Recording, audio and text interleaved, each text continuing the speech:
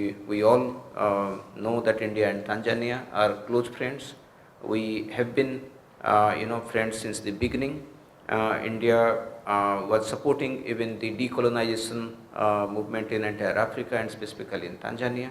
The founding fathers, Mwalimu Nyerere, the Indian leadership, they shared a very close friendship, and in fact, India and Tanzania worked together for the decolonization of other countries in Africa. So we share that kind of a glorious golden history of friendship between our two countries. India, of course, was one among the first countries to open embassy and consulate in Zanzibar. So we also have a separate bondage that Indian origin people came to your country about 140 years back. They came through Mombasa, they came through Zanzibar, they came directly over here through Tanga. Tanzania opened its arm for the Indian people who came 140 years back, 120 years back. They were adopted in your country as your own people. We always remain thankful to Tanzania, both the government and people, for accepting those Indian people who came at that time as their own people.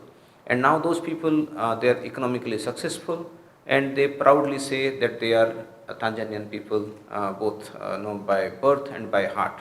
Of course, they retain their connections with India, and they are one of the good bridges that we have of cooperation between our two countries. But coming back to the bilateral relations, the founding fathers, they gave a very solid foundation of our bilateral cooperation, which was backed by regular high-level visits. We have, almost all Indian prime ministers visiting Tanzania. We have all presidents of Tanzania visiting India. So it has always been supported at highest level from both sides. We supported that with institutional mechanism. So we have joint commission mechanism, which is chaired by the foreign ministers from both sides. They review the entire gamut of relationship. We have joint trade committee since 2000, where we review the bilateral economic and commercial relationship. Last year we started joint defense coordination committee, where we review the defense relationship between our two countries. Then we have a joint working group on water, which we started 2 years back in 2019, and we plan to continue that. We also had a joint working group on counterterrorism. We had the first meeting in 2016, and we feel that counterterrorism is an area where we need to cooperate, and we plan to cooperate on that. Friends, as you know, Indian Ocean is a common zone of security for both Tanzania and India. In fact, we are more like neighbors. That you are on one side of the ocean, we are on the other side of the ocean, and it's a common security space. So whatever happens in Indian Ocean is of concern to both Tanzania and both India. So we discuss with Tanzania the developments in Indian Ocean. We plan to cooperate with Tanzania on the security and safety of Indian Ocean.